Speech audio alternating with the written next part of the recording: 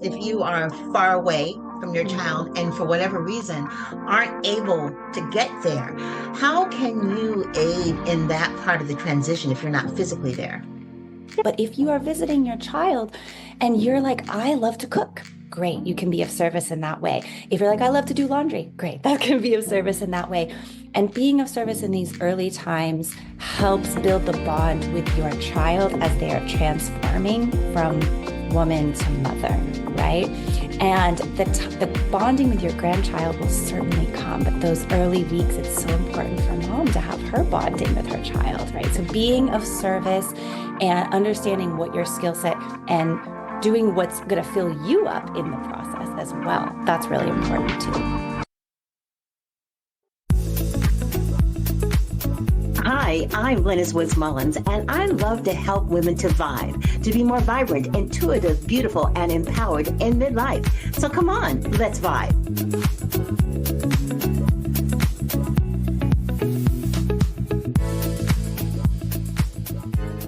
Hi, and welcome to the V.I.B.E Living Podcast. My name is Glennis, and I am so excited to be here today. I have been traveling, visiting my various grandchildren. I have six grandchildren with one on the way, and I have four daughters. And it's so interesting because between the four daughters, there's only two that have the six, and I have other two that don't have any. But it kind of works as a great complement when it comes to the sisters supporting each other. In fact, my daughters are very close in age, ages 33 to 40 and everything in between. And so the two that don't have children support the two that are having children. In fact, I just got a message from one of my daughters who is expecting like any minute now that she had just received a car seat from her other sister who sent it to her, and the other sister that doesn't have children sitting a stroller. So that's kind of all how it works, the family, the dynamics in my family. And I feel really fortunate about that. But what about the other kinds of dynamics that can exist as a result of being a new grandparent or being maybe a sibling whose sibling is having a child? How can you support them, and what kinds of things do you need to be looking out for? That's why I'm so excited to have with us today Foster Wilson. Foster Wilson is all things maternity, quite frankly. She's a poet, she's a writer, and she's also a postpartum doula, and we're going to get into what that means. And she definitely works on bridging creativity and care and transformation. And after going through some rediscovery in her own life and finding her own voice, she has emerged as a part-time single mom, co-parenting her two children, and also she's on this journey of self-worth and self-discovery. And she helps women do the same thing, especially as they go through their maternity process. But today, in particular, I wanted to talk with her a little bit about what it's like for everybody else in the family, someone like me, the grandmother, the grandfather, and also specifically maybe the siblings and the overall family, what it's like to go through this process and how we can add value to this process. So, Foster, welcome to the V.I.B.E Living Podcast. It's wonderful to have you here today. Thank you so much for having me. I couldn't be more excited to talk about this topic with you. I love your energy, and really let's get into all things postpartum and what do we do with these family members who've had babies, and there's just so much to explore here. Well, it's interesting because for me, I had four. And they were all very close together. And I did most of them without my mother because she was killed in a car accident at the age of 56. And at that time, I had two children and one that was just 6 weeks. And then I went through a pregnancy without her. So I've had both experiences, pregnancy with her and without her. And it was really interesting, very, very different. And one thing I promised myself when it came to my children is that I would be there for them during delivery and be there for them in terms of helping to raise them. And as an entrepreneur and a woman of, I would say, certain age, I'll be 68 in June, it can be exhausting. So what's your advice for the women out there who are listening to this podcast, who are getting ready to be grandmothers or who already are grandmothers, of how they can balance this and still support their children when it comes to, delivering in their pregnancies? Yeah, absolutely. So I'll just start by saying I am a postpartum doula, which a lot of people may be familiar with doula work, especially when it comes to birth. It's a support person for labor and delivery. I work only as a support person after birth. So my job is to come in and help new families transition their life from either no children to having being a family of three now, or sometimes adding an additional child to their family, which, as you know, adding more children is more complicated, and it's not just, oh yeah, we've done this before. Like it adds a really new dynamic to the family. So my job is physical support and emotional support for this family after birth. And a lot of the families I work with in LA often are here and their families are on the other coast or they're in another country. They don't have a lot of that community support and family support. So I come in and I really apply my principles of care to helping nourish and nurture this family, educate them a little bit, and also help them like get their wings and get ready to fly after 6 or 8 weeks. And so the principles that I really lean into are, of course, rest and recovery. Whoever gave birth, however they gave birth, there is a huge portal that opened spiritually, mentally, physically, and there's a great amount of rest and recovery. It's a radical rest, I call it. It's a rest like no other time you've ever had in your life. And really try to work with families to help them slow down and move at this pace of the newborn who is sleepy and very needy and has lots of care, right? So the mother is caring for this newborn, the father, the other partner as well. And I am caring for that person who just gave birth. So we've got rest, we've got nourishment, really nutrient dense foods, warm, healing foods that, and I wait on my families, right? I'm like, you stay there, I'm going to bring you the food to you. I'm going to bring you tea and all of these things for nourishing your body. And of course, community care as well. And so that's partially me, but also who is in their community supporting them. And now that's when family, grandparents, aunts, and uncles can come in and support as well. You mentioned Yeah. about the importance of rest. And, Mhm. sometimes, especially as grandparents, if you are far away from your child Mhm. and for whatever reason aren't able to get there, how can you aid in that part of the transition if you're not physically there? Yeah, it's a great question. I think you can utilize your skills. I think it's important for you to know who you are and what you are good at. If you're great at emotional support, make yourself available for a phone call or a FaceTime, not just to see the baby, but also how's your child doing? How are they handling this transition? We have no idea what someone else is going through. And also, birth can be beautiful and it can also have trauma involved in it. And sometimes that's hard to talk about. So if you are a safe space or a safe person for your child, you can just be emotionally available, active listening for whatever they've got going on. Hear them out.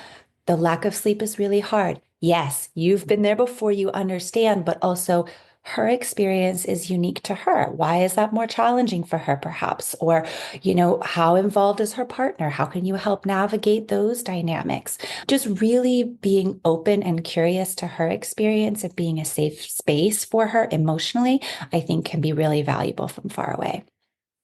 And also, you mentioned also about being nutrient dense. And I think that's Hmm. really important because maybe there's some things that those siblings and grandparents out there are listening to this and say, what does that mean? Or how can I help Hmm. add value when it comes to maybe gently advising or prodding to make sure they're eating the right things? First of all, Yeah. what do you mean by nutrient dense? And could you give Mhm. us some examples of the kinds of things that we should maybe be advising on or suggesting when we're talking to our loved Totally. ones? Yeah, absolutely. Think of postpartum as like, what do you need when you are sick at home, right? So when your body is healing and recovering, you actually need warm foods because if it's too cold, cold processed foods, salads, juices, things like that, your body has to work to heat them up to body temperature in order to digest them. So if we already give our clients, our family members warm foods like soups and stews and things that are already partially cooked, like roasted vegetables, things that are stewed. That is very easy on the digestive system and it really helps your body use its energy for healing as opposed to for digestion. So I end up cooking a lot of veggies and protein, good fats for my clients That can be bone broth, that can be coconut milk, avocado, things like that. And I'm using all of this in soups and stews and roasting it. So providing the person with those foods. If you're far away, ordering them food, right? Or giving them a gift card to a place that's got stuff like that that can be delivered. Or, helping organize a meal train, of course, is really, really vital. And they can get, I always focus on high nutrient vegetables and proteins and fats. Those are really, really important. Nut butters and things like that as well. I love that idea. And, it's interesting because not all grandmothers are remote, but the chances of them being remote can be very high these days with people moving certain places. And it's a lot different than it used to be, Yeah. maybe 60 years ago, where families were kind of close together, or where the plan was that when the baby came, the mother would always be there. Now, mothers are working longer, have always worked outside the home. And so maybe they're not in a place where they can take that kind of concerted time off. So, from a spiritual perspective, what kinds of things can you tell mothers and their support families, the things they can focus on to kind of keep them uplifted and not to get down during this process because they're not actually physically there? Oh yeah, it's so hard, isn't it? Right? We live all over the country, and I know I lived across the coast on the other coast from my mom when I was having my kids, and my mom did come out and visit, of course, and spent a lot of time in service of me. But it's a balance. I think it's important for grandparents, aunts, uncles, things like that to recognize, what is my role here? What kind of grandparent do I want to be? And also, how do I want to be of service to my child? Again, I want to emphasize that we have been through this before as mothers, but our child is learning these things for the first time, right? And they have their own ideas. So really being open and curious to 30 years later, 40 years later, how are they going to raise their kids? And being interested in learning what's your parenting philosophy and kind of leaning into that. I also want to say if we understand our skill set as a human being, I am someone who I love listening and being emotionally supportive, right? But if you are visiting your child and you're like, I love to cook, great, you can be of service in that way. If you're like, I love to do laundry, great, that can be of service in that way. And being of service in these early times helps build the bond with your child as they are transforming from woman to mother, right?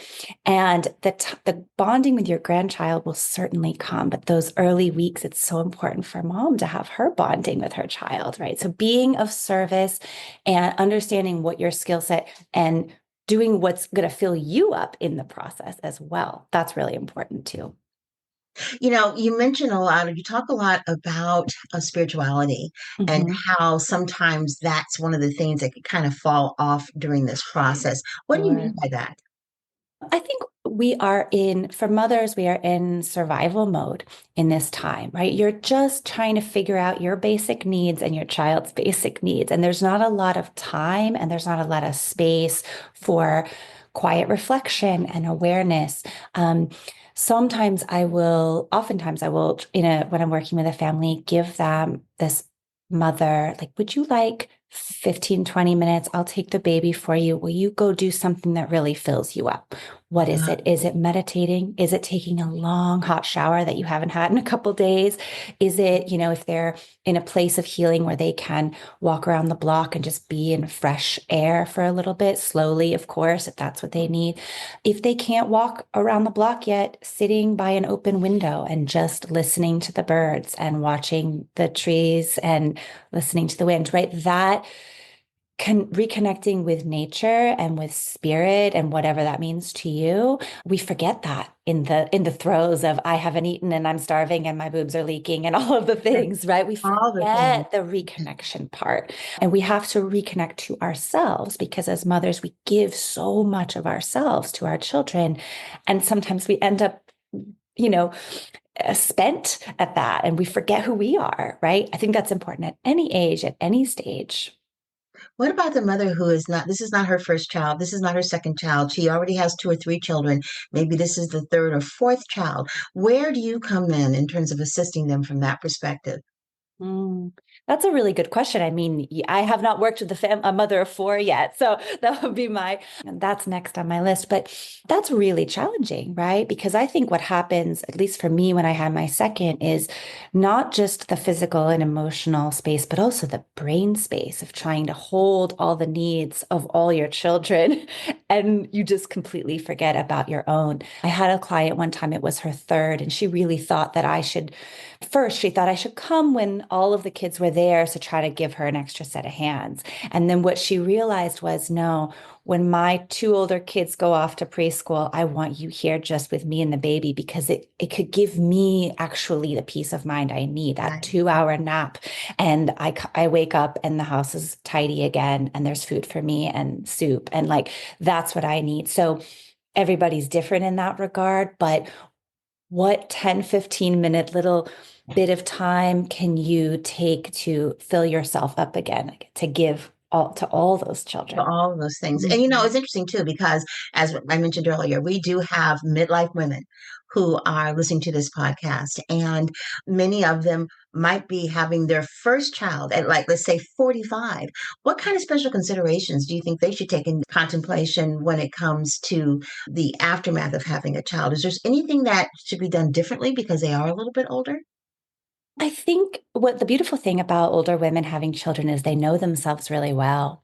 And I have worked, one of my clients was 45 when she had her baby, and she just knew what her body needed. It was such a gift, I think a lot of people don't, they've never listened to their body before. They don't really know.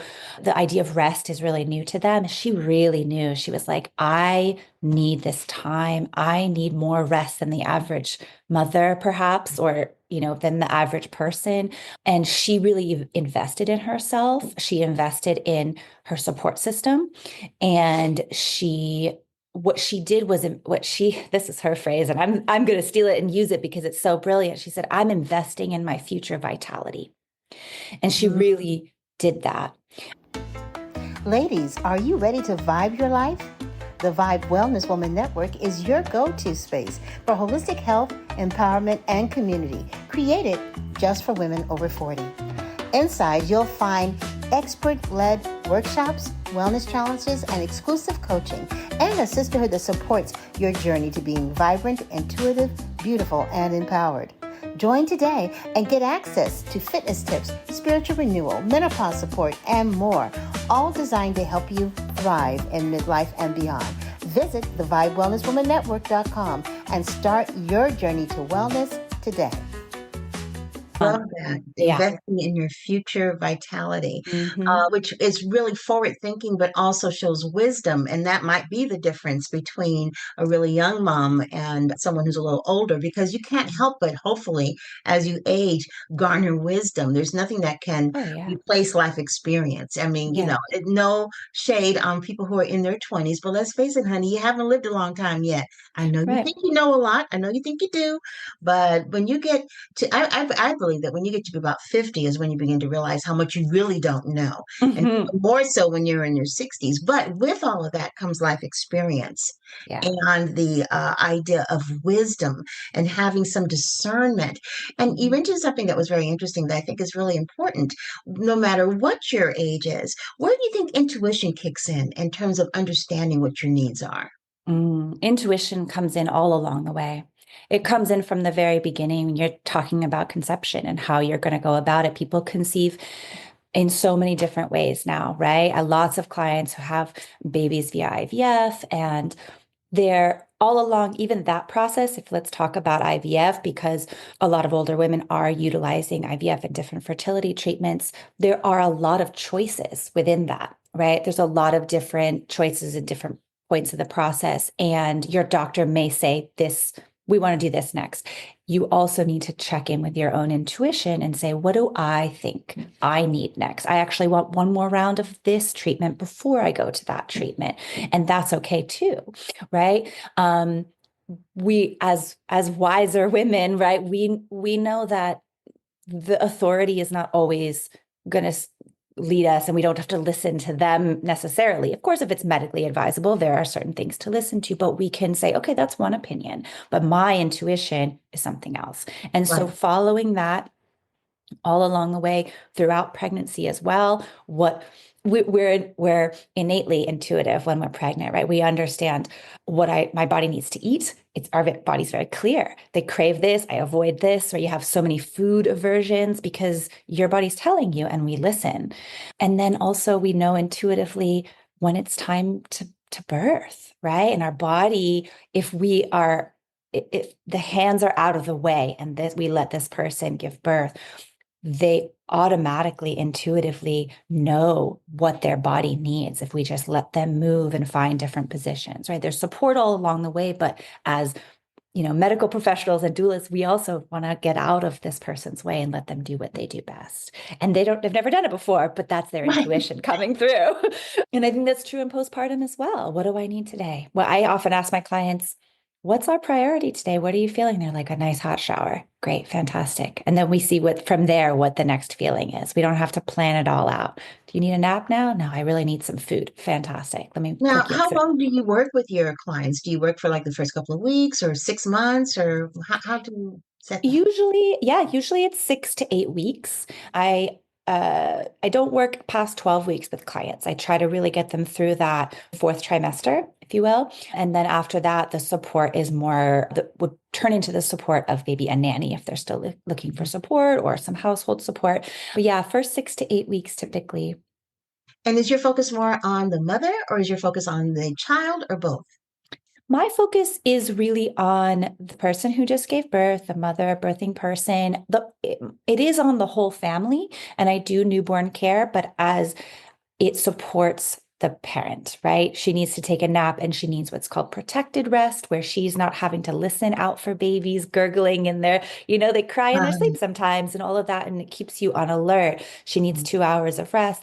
Then we're going to have baby in the room with me, and she's going to have a private space. But I'm also supporting the partner, and there's very unique partner support that's needed. It's helpful for the partner because I work with so many wonderful partners who are so involved. There are up all night with a baby doing night doula work, right? And they're really invested and supportive, and they also need to fill their cup, right? This is the circles of care. This newborn's at the center, and mother and father, or both parents, whatever the gender, are supporting this baby. And then I come in, and also family and friends, and we support this whole little new family. We cocoon them and nurture them and do whatever is necessary to keep them nourished and healed.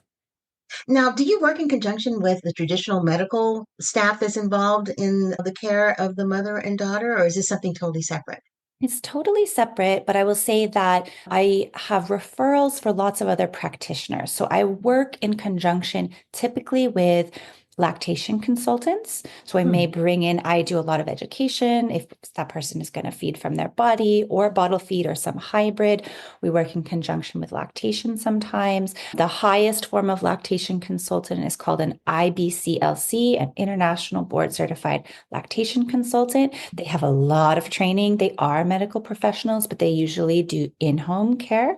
So we may consult with an IBCLC to come in for a session or two to troubleshoot any early feeding issues. If there's tongue ties, if there's latch issues, a little bit outside of my pay grade, right? Mhm. I am not a medical professional. And then in the hospital setting, birth doulas also work alongside the doctors, but they're not, medical professionals I either. see. And Mhm. then I will also resource within my community if the person needs massage therapy, acupuncture, chiropractic work. There are some chiropractors who work specifically with postpartum people and newborns that can help adjust babies on latch issues and things like that. So it's a community of support, but we all work independently and refer each other. That's beautiful. And I was thinking in terms of people who are listening to this podcast, they're all over the world. Yeah. And they're probably thinking, wow, I would love something like that. Can she work with me? Do you ever work with people virtually at all? Or is this definitely a hands-on thing? I work pretty much hands-on in home. What I'm working to develop is a kind of a course that I could offer to people, and they could walk through this course of learning what this postpartum period, what they might expect, and some, ways for people to support this birthing person. They can send this video or audio course to a Mhm. family member to say, like, these are the things that will be really helpful to me. These are some areas which I think it would really play to your strengths. Here's how you could support me, and all of that. And then I could consult virtually one-on-one just for troubleshooting different things with newborns. Everybody's different. Every baby's Everybody, different. that's true. And well, Yeah. there is one way that you can help virtually. Mm, I know you have this wonderful book called Afternoon Abundance, which is a book of thank you. poetry that you Yeah. wrote based upon some of your own personal experiences and just the whole overall human experience. Tell us a Yes. little bit about that and how that kind of intersects with what it is that you do now. Sure. Yeah. So my book is called Afternoon Abundance, and it is a poetry collection. It came out in September. And I really get to the raw truth of my own experience. And a lot of what I'm grappling with is identity. As my identity has shifted over the years, becoming a mother, I also had a late term loss between my two living children. And then I divorced and became a single mother. And as I continue to age and grow wiser, which I love aging, I really struggled with, like, what is my identity in this world, and how do I identify myself? How do other people see me? So there's a lot of questions of identity in this book, and I really excavate all of these deep raw truths within me, and then on the other side of that, the flourishing, the blooming that came out of really talking about the truth. I think this book is a great gift for postpartum, birthing people. It's a nice, you can pick up, read one or two poems, and it's kind of a nice quiet experience. And I do think people really have resonated with it beautifully, and that's a gift to me as well. Well, that's wonderful. We Yeah. have on the show page information about Foster Wilson and her services. There's a link that leads to her website, and also that's a place where you can purchase this wonderful book. I could see maybe mothers after birth kind of reading through it as a way of relaxation, a way of maybe coming out of themselves, and also maybe touching on some things that they're holding deep within them that they just haven't had a chance to exercise. And I know that having a child can somewhat be in a form of detoxification emotionally. You are really experiencing a myriad of emotions. I know that for me, right after birth, I'm just so happy, happy, happy, and this just and then because all the hormones, all the happy hormones are going, and then about 24 hours later is the crash. Not Yeah. really depression, but just pure exhaustion. And sometimes, with moms, not everyone has the gift of a postpartum doula. It's hard for them to wind down, and I have found that taking a little bit of time to read something maybe outside of having to do with having a baby. Like, I'm not Yeah. saying don't pick up a book of what to expect when expecting or any of those other things, but reading something else that resonates with you, that gives you a sense of calm and perspective, which sounds like the afternoon of abundance could possibly do. So thank you so much Yeah. for sharing that and for sharing parts Absolutely. of yourself today. It's just been wonderful Absolutely. having you on the Vibe Living podcast today. Thank you so much for having me. It's beautiful. And I encourage everyone to also write your story, write your birth story, express. Mm. That's what I did. That's what's in the book. And I think it's valuable to everyone. I absolutely agree. Journaling is huge. I always tell my daughters that after my time has come and I'm gone, when they're going to find all my journals, and I'm leaving them all to you. And I only thing I ask is that when you read them all together, because there's going to be different parts of it about you and just what was going on at the time. And one thing for sure, you're going to think like, man, mom sure did have a lot going on in her head. But it's my way, it's Catherine, getting rid of what's inside and putting it down on paper so I can keep moving forward, raising those four little girls. Well, Yeah. thank you so much for being here. And again, Thank for you, all of you who Lennox. want to find out more about Foster Wilson, just go ahead and check on the link of the profile and find out about the wonderful services she provides and also a little bit more about her and her wonderful book. I just want to thank all of you for tuning into the Vibe Living podcast and making us the top 10% podcast globally in the world. That means a lot to me that you would take out the time to listen. So if you've liked this podcast and you've also checked out the other ones as well, please like and subscribe to the podcast. That helps to keep me going and keeps us in the feed so other people can find the wonderful information that my wonderful guests from all walks of life, from all disciplines, they all have one thing in common. They believe that midlife women need to be able to be vibrant, intuitive, beautiful, and empowered in midlife. And all the things we talk about here on this podcast is all about the vibe and ways that you can use holistic practices, fitness, nutrition, and spiritual renewal to live a great midlife. Thanks so much for listening. Have a fantastic day. And don't forget to vibe. Bye-bye, everybody.